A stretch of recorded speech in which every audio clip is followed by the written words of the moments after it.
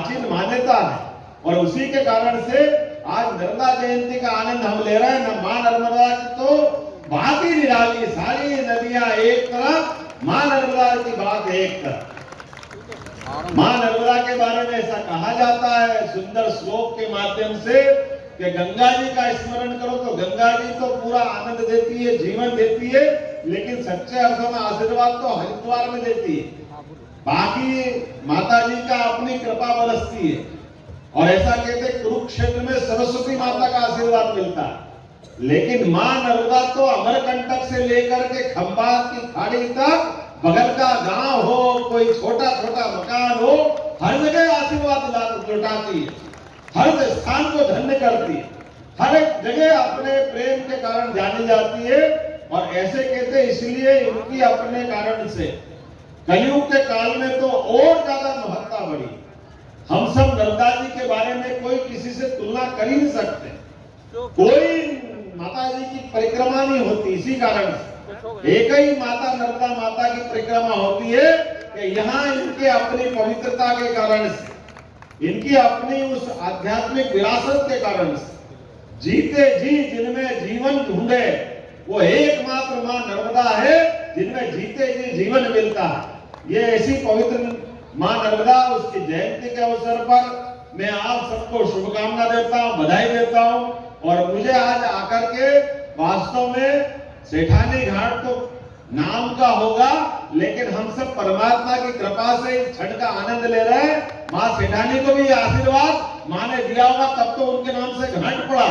और हम सौभाग्यशाली नगर पालिका के माध्यम से सभी मित्रों ने, माननीय विधायकों ने कहा कि इस बार आप नर्मदा जयंती पे आएंगे क्या? हमने कहा बिल्कुल आएंगे। तो हमने कहा आएंगे तो शाम का पूजा पाठ का आनंद लेंगे।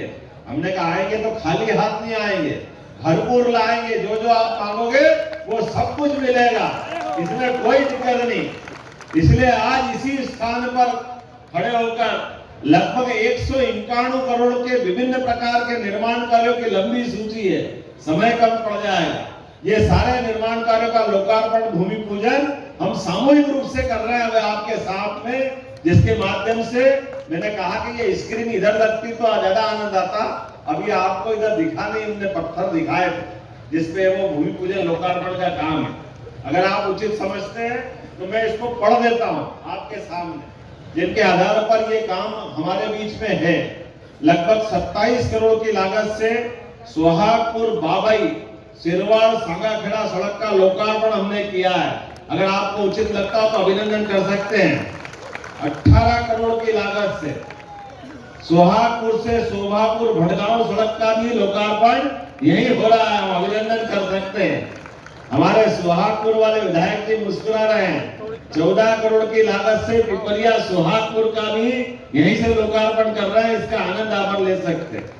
नर्मदापुरम नगर पालिका अमृत योजना 9 करोड़ 21 लाख की लागत से उसका लोकार्पण भी यहीं से हम कर रहे हैं।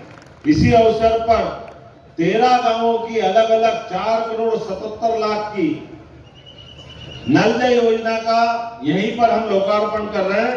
सुक्तवा जनजाति बालक छात्रावास, ये 4 करोड़ 34 लाख की लागत का, 98 लाख की लागत से नर्मदापुरम बस स्टैंड में सड़क जो बनी थी उसका लोकार्पण भी हो रहा है। पिपरिया सामुदायिक केंद्र 50 लाख का, और जो भूमि पूजन हो रहा है वो 111 करोड़ का। जरा ऐसे ताली बजना चाहिए, इतना बड़ा आंकड़ा है। इसमें इटारसी का रेलवे ओवरब्रिज सेक्शन पर 36 करोड़ का, 33 करोड़ की लागत से सुक्तवा से सीएम का सीएम राइज स्कूल, अभिनंदन करें हमारे अपने विधायक जी का। 11 करोड़ की लागत से सुहागपुर और नर्मदापुरम में 30 बिस्तरी मान लें आप तो वहीं से जोरदार अभिनंदन करें सुहागपुर के हॉस्पिटल का। और इसी प्रकार से पिपरिया से सूर्य कला भटगांव हाई स्कूल, नगर पालिका नर्मदापुरम, पालादेव जी, और लंबी चौड़ी लिस्ट है। इन सब का भूमि पूजन के साथ लोकार्पण भी एक साथ किया है 151 करोड़ का। जब आपने कहा 151 तो थोड़ा कम पड़ता दिख रहा है। अभी आपने माननीय सीतासरण जी ने कहा कि आपने काय के लिए मांगा था।